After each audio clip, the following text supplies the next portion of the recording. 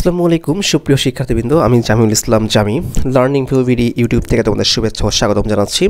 তোমরা যারা এখনও আমাদের চ্যানেলটি সাবস্ক্রাইব করোনি দয়া করে সাবস্ক্রাইব করে নাও, এবং আমাদের ফেসবুক গ্রুপে যারা যুক্ত হয়নি তারা দয়া করে ফেসবুক গ্রুপে যুক্ত হয়ে নাও। ওকে, তো আজকে হচ্ছে আমরা ক্লাস 6 এর বাংলা দ্বিতীয় পরিচ্ছেদ শব্দের উচ্চারণ এই জায়গা থেকে পড়া শুরু করব। এর আগেরগুলো আমরা সলভ করেছি, তো চলো শুরু করা যাক। চিত্রে একটি নাটক দেওয়া হলো, নাটকটির নাম সুখী মানুষ। এটি মমতাজ উদ্দিন আহমেদের লেখা। তাহলে সুখী মানুষ কে লিখেছেন? মমতাজ উদ্দিন আহমেদ লিখেছেন। সুখী মানুষ কে লিখেছেন? মমতাজ উদ্দিন আহমেদ লিখেছেন। তিনি একজন বিখ্যাত নাট্যকার। তার লেখা বিখ্যাত নাটকের মধ্যে আছে স্বাধীনতা আমার স্বাধীনতা, কি চাহো শঙ্খচিল। তাহলে মমতাজ উদ্দিন আহমেদের বিখ্যাত নাটকের মধ্যে কী কী রয়েছে? স্বাধীনতা আমার স্বাধীনতা, কি চাহো শঙ্খচিল। এই দুটাকে লিখছেন মমতাজ উদ্দিন লিখেছেন। তোমরা কিন্তু অবজেক্টিভ আকারে এটা লিখবা, যদিও তোমাদের পরীক্ষা হবে না, তারপরে ওইগুলো লেখা উচিত। এনিওয়ে, স্বাধীনতা আমার স্বাধীনতা, কি চাহো শঙ্খচিল কে লিখেছেন? মমতাজ উদ্দিন আহমেদ লিখেছেন। যারা নাটক লেখেন তাদেরকে বলা হয় নাট্যকার। তাহলে বলো তো, যারা নাটক লেখেন তাদেরকে কি বলা হয়?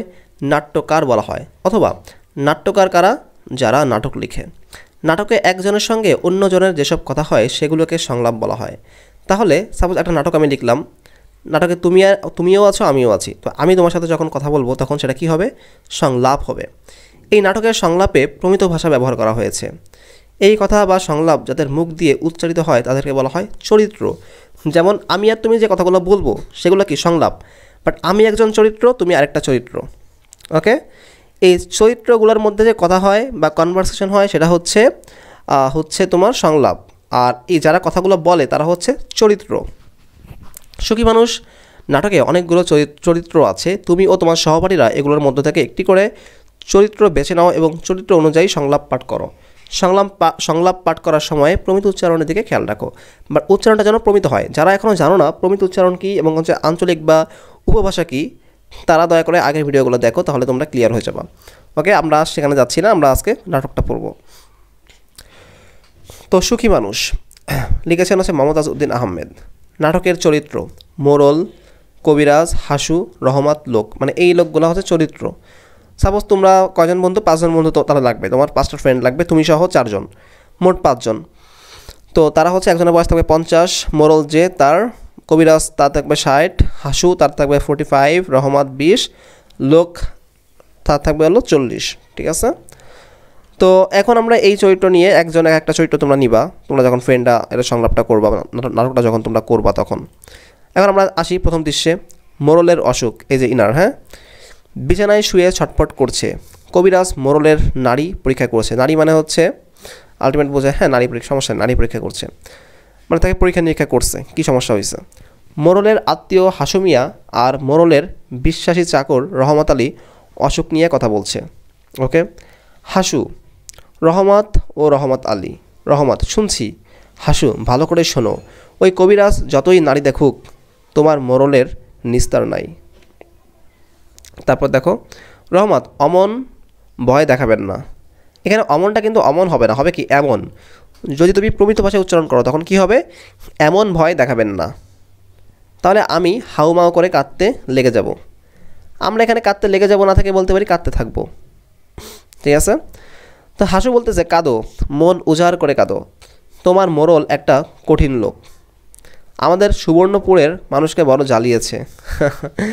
এর গরু, এখানে দেখো গরু বলছে, হবে কি? গরু, রু, গরু। এর কিন্তু আঞ্চলিক ভাষায় বলছে, বাট আমাদের কী করতে হবে? এটা প্রমিত উচ্চারণ করতে হবে। তার ধান লুট করে তোমার মোরল আজ ধনী, মানুষের কান্না দেখলে হাসে।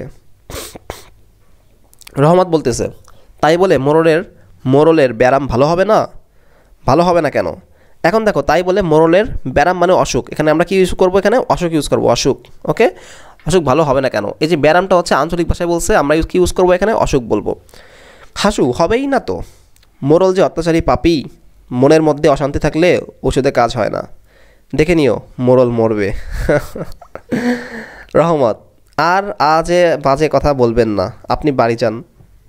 কবিরাজ, এত কোলাহল করো না। এখানে দেখো করো না, হবে কি? ক র করে রো, এখানে ক এই বানানটা কিন্তু আঞ্চলিক ভাষায় করা হয়েছে। আমি রোগীর নারী পরীক্ষা করছি। রহমত, আচ্ছা, নারী নিয়ে মনে হয় একটা শব্দ থেকে না আছে, দেখি তো নারী পরীক্ষার দ্বারা কী বলছে এরা। আচ্ছা, অনেক বড় কবিতা এটা, আমরা নাটক এটা আমরা সম্পূর্ণ পড়বো না আজকে। নারী নিয়ে কিছু আছে কিনা দেখি। না, এই দেখো ব্যারাম মানে অসুস্থতা, দেখছো এটা কিন্তু আছে। তো এখানে একটু তোমরা দেখে নিবা এগুলো। আচ্ছা, আমরা একটা কাজ করি আজকে, আমরা আগে একটু এই শব্দার্থগুলো পড়ি, দেন আমরা এখানে যাই, তাহলে তোমাদের আরও ইজি হবে। অত্যাচারী মানে যে অত্যাচার করে, অমর মানে যার মৃত্যু নেই, আত্মীয় মানে তো জানোই, কবিরাজ মানে যিনি চিকিৎসা করেন, ডাক্তার আর কি। হ্যাঁ, আগে কবিরাজ বলা হতো। কুড়ে ঘর, খড় দিয়ে ছাওয়া ছাওয়া ছোটো ঘর, কোলাহল করা, বহু লোকের একসাথে কথা বলা, চাকর কর্মচারী, ছটফট করা তো বুঝতেছো, অস্থির মানে অস্থিরতা এরকম, জবরদস্তি করা, জোর করা, তৎক্ষণাৎ মানে সেই সময় হঠাৎ করে ওই সময় করতে হবে এরকম তৎক্ষণাৎ, তাজ্জব কথা মানে অবাক হয়ে যাওয়া এরকম, অবাক করা কথা, কি এটা হইল এরকম, দৃশ্য নাটকের অংশ, নক্ষত্র আকাশের তারা, এই নারী পরীক্ষা করা, রোগ নির্ণয় করা, দেখছো যে আছে, নারী রোগ পরীক্ষা করা মানে হচ্ছে কি রোগ নির্ণয় করা। নিষ্ঠুর মানে কি যার মনে মায়া মমতা কম। হিমালয়, পৃথিবীর সবচেয়ে উঁচু পাহাড়ের নাম কি? হিমালয়, আমরা অনেকেই জানি এটা। হাড় মর্মর রোগ, রোগের একটা নাম। শ্রবণ করা মানে কি শোনা। ম্লান আলো, সামান্য অল্প একটু আলো এরকম। মোড়ল মানে গ্রামের প্রধান। ওকে। মূর্খ মানে হচ্ছে বোকা, মানুষকে জ্বালানো, মানুষকে কষ্ট দেওয়া। মন উজাড় করে কাদা, ইচ্ছা মতো কাদা। ব্যারাম মানে অসুস্থতা, ব্যায়াম অর্থ অসুস্থতা, সেম একই। বিশ্বাসী যাকে বিশ্বাস করা যায়। বাঘের চোখ আনা, কঠিন কাজ করা, খেয়াল রাখবে এটা কিন্তু একটা বাগধারা। হ্যাঁ, বাগধারা। বাঘের চোখ আনা হচ্ছে কঠিন কাজ করা। বকশিস, খুশি হয়ে দেওয়া উপহার। ফতুয়া মানে হচ্ছে জামা, ফতুয়া মানে কি জামা, আমরা পড়ি না, এটা ফতুয়া কিনবো আমি কিন্তু অনেক ফতুয়া পড়তাম আগে। ফতুয়াটা হচ্ছে কি পাঞ্জাবি থেকে ছোট আর জামা থেকে একটু বড় এটা। প্রতিজ্ঞা করা, ওয়াদা করা। পাপী যে পাপ করে, নিস্তার অর্থ হচ্ছে রক্ষা। তো এখন আমরা আবার একটু উপরে যাই, উপরে যেয়ে পড়ি। ওকে, আমরা পড়ছিলাম হচ্ছে এই পর্যন্ত, কোথায় জন্য দেখছিলাম, এই যে এখানে। ও কবিরাজ, রহমত বলতেছে, ওহ কবিরাজ, নারী কি বলছে? মোরাল বাঁচবে তো? মানে বলতেছে ও কবিরাজ পরীক্ষা করে কি দেখলা? মোরাল বাঁচবে তো? মোরাল মানে কি গ্রামের প্রধান। কবিরাজ, মূর্খের মতো কথা বলো না, বলো না। এ দেখো বলো না হবে কি বলো না। হ্যাঁ, বানানটা ঠিক করবো এখানে, বলো হবে না। মানুষ এবং প্রাণী অমর নয় মানে কি মানুষ এবং প্রাণী চিরদিন বেঁচে থাকে না, মরতে থাকে হবেই, তাই না? যে একদিন পৃথিবীতে এসেছে, যে প্রাণী এবং মানুষ, তাকে অবশ্যই কী করতে হবে? মরতে হবে। সে হতে পারে মানুষ, হতে পারে পাখি, হতে পারে যে কোনো প্রাণী। আমি যা বলি মনোযোগ দিয়ে তাই শ্রবণ করো মানে শোনো। হাসু, আমাকে বলুন, মোরল আমার মামাতো ভাই। রহমত, মোরল আমার মনিব। কবিরাজ বলতেছে, এই নিষ্ঠুর মোরলকে যদি বাঁচাতে চাও তাহলে একটি কঠিন কর্ম করতে হবে। কর্ম না বলে আমরা কী বলবো বলো তো? এখানে কাজ বলবো। কী বলবো? কাজ। হাসু, বাঘের চোখ আনতে হবে। মানে হাসু বলতেছে মানে বাঘের চোখ আনা মানে অনেক কঠিন কাজ সম্পাদন করা, এরকম কঠিন কাজ সম্পাদন করতে হবে। কবিরাজ বলতেছে আরও কঠিন কাজ, এর চেয়েও কঠিন কাজ। রহমত বলতেছে, হিমালয় পাহাড় তুলে আনবো। হিমালয় কি সবচেয়ে বড় পাহাড়? বলতেছে যদি বাঁচাতে হয় প্রয়োজনে আমি কি করব? হিমালয় পাহাড় তুলে আনবো। হিমালয় পাহাড় তুলে আনবো, আনতে হবে কিনা বলুন, তাই বলতেছে। কবিরাজ বলতেছে, পাহাড় সমুদ্র চন্দ্র নক্ষত্র কিছুই আনতে হবে না। মোরল, আর সহ্য করতে পারছি না, জলে গেল, হাড় ভেঙে গেল, আমাকে বাঁচাও। মোরল বলতেছে কিন্তু যে ব্যথা সহ্য করতে পারতেছি না, ঠিক আছে, জ্বলে গেল, হাড় ভেঙে গেল, আমাকে বাঁচাও। কবিরাজ বলতেছে, শান্ত হও ও রহমত, মোরলের মুখে শরবত ঢেলে দাও। ঠিক আছে, তারপরে রহমত কী করলো? মোরলের মুখে শরবত ঢেলে দিচ্ছে। হাসু, ওই মোরল জোর করে আমার মুরগি জবাই করে খেয়েছে। আমি আজ মুরগির দাম নিয়ে ছাড়বো। সে অসুস্থ, এখন তারা বলতেছে মুরগির দাম দাও, এরকম একটা অবস্থা। মোরল, ভাই হাসু এদিকে এসো, আমি সব দিয়ে দেবো, আমাকে শান্তি এনে দাও। কবিরাজ বলতেছে, মোরল তুমি কি আর কোনো দিন মিথ্যা কথা বলবে? মোরল বলতেছে, আর বলবো না, এই তোমার মাথায় হাত রেখে প্রতিজ্ঞা করছি, আর কোনো দিন মানুষের ওপর জবরদস্তি করবো না, আমাকে ভালো করে দাও। জবরদস্তি মানে হচ্ছে অত্যাচার করা, অত্যাচার করবে না। ওকে। কবিরাজ, লোভে পাপে মৃত্যু, আর কোনো দিন লোভ করবে? মোরল, না লোভ করবো না, অত্যাচার করবো না, আমাকে শান্তি দাও, সুখ দাও। কবিরাজ, তাহলে মনের সুখে শুয়ে থাকো। হ্যাঁ, আমি ওষুধের কথা চিন্তা করি। বলতেছে, এখন তুমি শান্ত হয়ে শুয়ে থাকো, আমি তোমার জন্য কি ওষুধ তৈরি করা যায় সেটা চিন্তা করি। মোরল, সুখ কোথায় পাবো? আমাকে সুখ এনে দাও। হাসু, অন্যের মনে দুঃখ দিলে কোনো দিন সুখ পাবে না। মোরল বলতেছে, আমার এত টাকা, কত বড় বাড়ি, আমার মনে দুঃখ কেন? কবিরাজ, চুপ করো, যত কোলাহল করবে তত দুঃখ বাড়বে। হাসু এদিকে এসো, আমার কথা শ্রবণ করো মানে শোনো।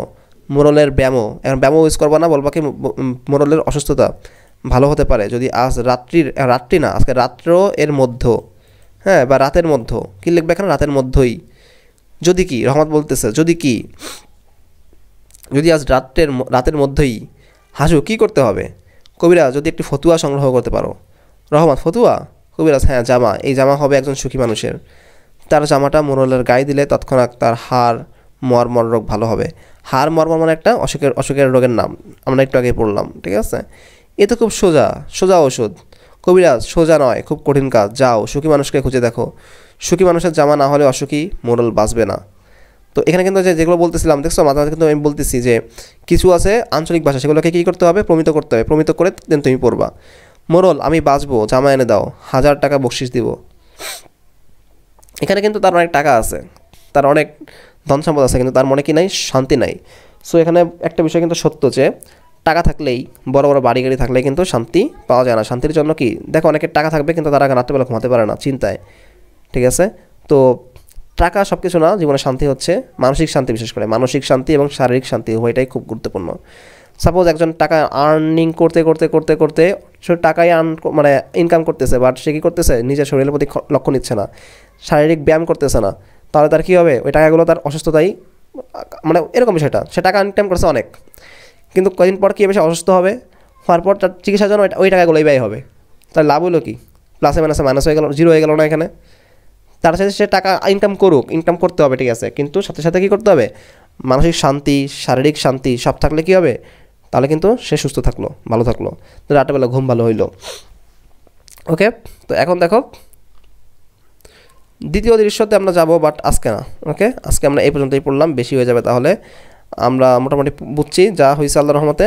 তো যারা তোমরা এখনও বুঝতে পারো নাই, না বোঝা এখানে কিছু নাই, আমি চেষ্টা করছি তোমাদের যেগুলো কঠিন ওয়ার্ড সেগুলো ভেঙে দেওয়ার, তারপরে আমরা আবার শব্দ অর্থ পড়লাম, তো এরপর তো আর না বোঝার কিছু হইতে পারে না। সো তারপরেও যদি সমস্যা হয় তাহলে কী করবা, আমাকে জানাবা, এখানে না, তোমরা কমেন্ট করতে পারবা না, কারণ হচ্ছে এখানে কমেন্ট বক্সটা অফ থাকবে, ইউটিউব নিজেই করে দিবে এটা, কারণ তোমাদের বয়স 13 বছরের নিচে।